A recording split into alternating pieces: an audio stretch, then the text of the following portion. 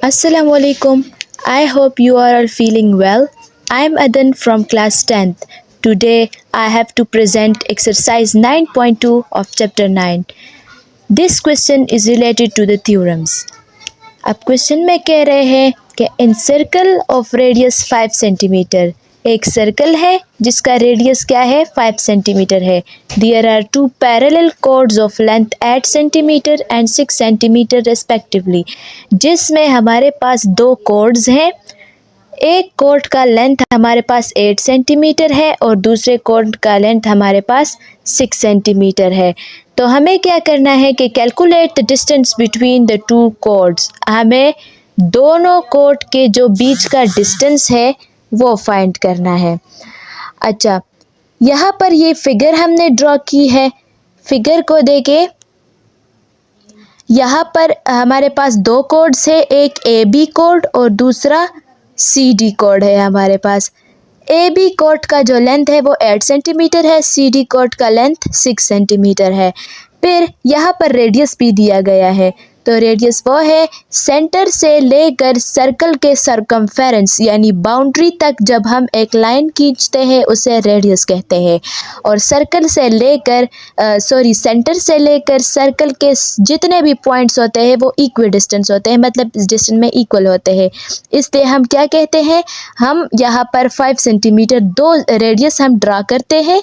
एक का लेंथ भी 5 सेंटीमीटर होगा, यानी ओ ए का लेंथ भी 5 सेंटीमीटर है और ओ सी का लेंथ भी 5 सेंटीमीटर है. सही है. अब हमें डिस्टेंस फाइंड करना है दो कॉर्ड्स के बीच का.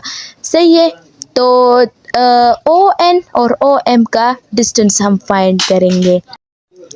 अच्छा, अब यहाँ पर हमें कहा गया है कि जो ए एम है ये बराबर है एम बी के. क्यों बराबर है? क्योंकि ये यहाँ पर ये जो कॉर्ड है ए बी, इसका मिड पॉइंट एम है. मिड पॉइंट का मतलब ये होता है कि ये जो ए एम का डिस्टेंस है ये बराबर होगा एम बी के डिस्टेंस के. तो यहाँ पर हमने लिखा है then A M is equal to M B. अच्छा, ए बी का जो हमारे पास टोटल लेंथ है वो 8 सेंटीमीटर है. अगर हम 8 सेंटीमीटर को 2 पर डिवाइड करें तो ए एम का भी हमारे पास लेंथ निकल आएगा और एम बी का भी हमारे पास लेंथ निकल आएगा. सही है. तो यहाँ पर एग्जैक्ट यही तरीका हमने किया है. 8 को 2 पर डिवाइड किया है तो आंसर आया है 4 सेंटीमीटर, जो कि length of A M B है और लेंथ ऑफ एम बी भी है. सही है. सेम यही एग्जैक्ट तरीका हम करेंगे सी डी कॉर्ड के लिए. ये जो सी डी कॉर्ड है इसका लेंथ है 6 सेंटीमीटर. तो यहाँ पर सी एन और एन डी बराबर है. सी एन और एन डी बराबर है. क्यों बराबर है? क्योंकि एन मिड पॉइंट है. अब वही तरीका हम यहाँ पर भी करेंगे. 6 को हम 2 पर डिवाइड करेंगे. सही है. तो सी एन का भी लेंथ निकल आएगा और एन डी का भी लेंथ निकल आएगा. यहाँ पर 6 को जब हम 2 पर डिवाइड किया है तो यहाँ पर 3 सेंटीमीटर आंसर आया है. यहाँ पर सी एन का लेंथ भी वो है 3 सेंटीमीटर आ गया और एन डी का लेंथ भी 3 सेंटीमीटर आ गया. सही है. अच्छा, अब ये 8 सेंटीमीटर का जो कॉर्ड है इसके लिए हम पाइथागोरस थ्योरम अप्लाई करेंगे. क्यों पाइथागोरस थ्योरम अप्लाई करेंगे? क्योंकि यहाँ पर जो ट्राइंगल बन रहे हैं हमारे पास वो राइट एंगल ट्राइंगल है और हमने ओ एम और ओ एन का डिस्टेंस फाइंड करना है, यानी बेस का डिस्टेंस फाइंड करना है. अगर आप ए ओ एम ट्राइंगल को देखें और ओ सी एन ट्राइंगल को देखें. सही है. तो यहाँ पर हम पाइथागोरस थ्योरम अप्लाई करेंगे. यहाँ पर हमने O A square is equal to O M square plus A M square. यहाँ पर हमने पाइथागोरस थ्योरम की जनरल स्टेटमेंट लिखी है. ओ ए की वैल्यू हमारे पास 5 थी, 5 पर स्क्वायर लेंगे तो 25. ओ एम स्क्वायर हमारे पास अपनी जगह आ जाएगा क्योंकि ओ एम की वैल्यू हमने क्या करनी है, फाइंड करनी है. ए एम की वैल्यू 4 थी तो 4 पर भी स्क्वायर लेंगे. 25 equal O M square plus 16. तो ओ एम को फाइंड करना है तो ये प्लस 16 जो है वो इस साइड पर शिफ्ट हो जाएगा.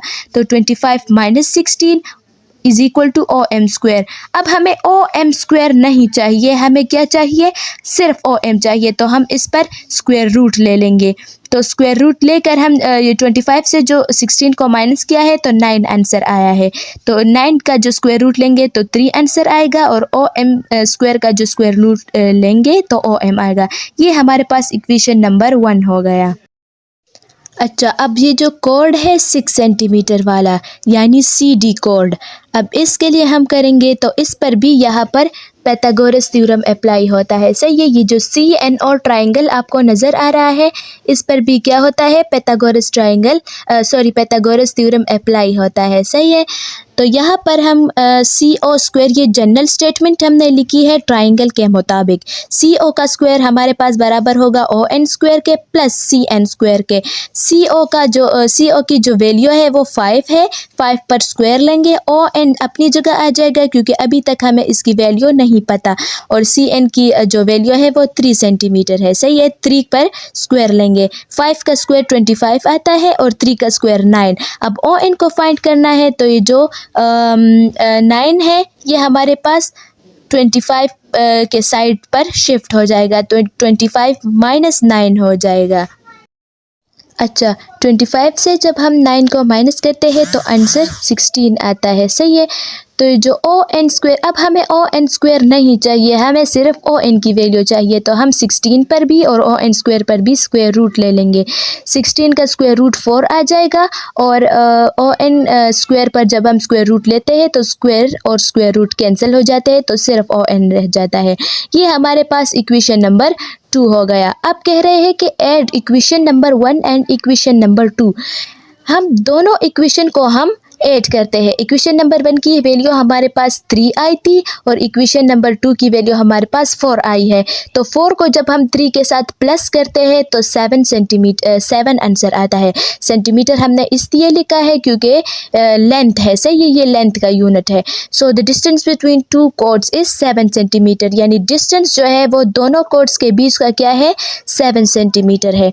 अच्छा, अब हमने ये 4 और 3 को प्लस क्यों किया है, क्योंकि हमें टोटल लेंथ चाहिए। सही है, ये जो 4 का आंसर आया है ये एक पार्ट का लेंथ है, और 3 जो आंसर आया है ये दूसरे पार्ट का लेंथ है, लेकिन हमें पार्ट्स में नहीं चाहिए, हमें टोटल लेंथ चाहिए दोनों कॉर्ड्स के दरमियान। इसलिए हमने दोनों वैल्यू को प्लस किया और जो आंसर आया वो 7 सेंटीमीटर है। आई होप आप लोगों को समझ आ गई होगी।